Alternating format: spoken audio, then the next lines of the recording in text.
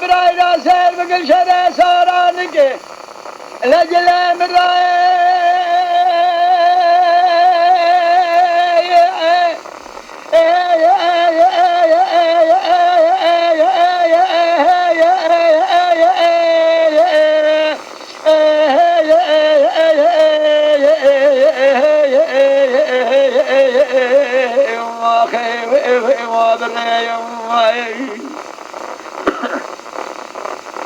برای خاله چه ویش جل سرانی که و بره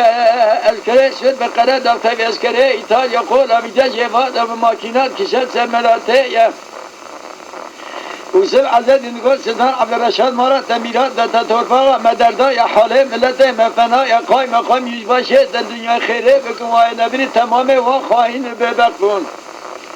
هر را بسیر بکن ظالما برشد در سرانیک بردیل اجسته مگتن ایشب دان دسته کافر سرپه و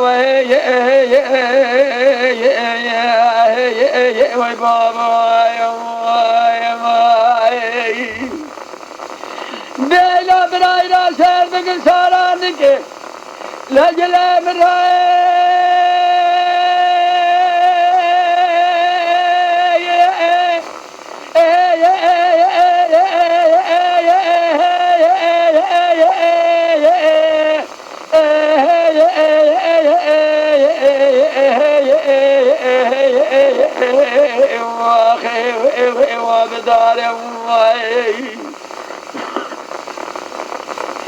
بران قال چه وشو جه سالانی که ها بداره اسکره سر به قرد دفتری اسکره ایتا یا قول آویده جوادا به ماکینات که شفت زرمدهات خواره وسب عزت نگاه سلطان عبدالرشاد مرا تمیرات در تورباغ مدردای حال ملت مفنای قای مقام یوز باشه در دنیا خیره بکن و نبری تمام و خواهین ببکن سارانی بردیل اجسه مگدنی شب داندسه کابره سرف بلغاره و وای بابا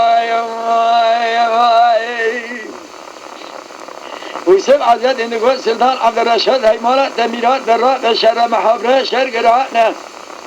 شر دوردین یورجه شر کردان اکد عجمیت نظان زمان چار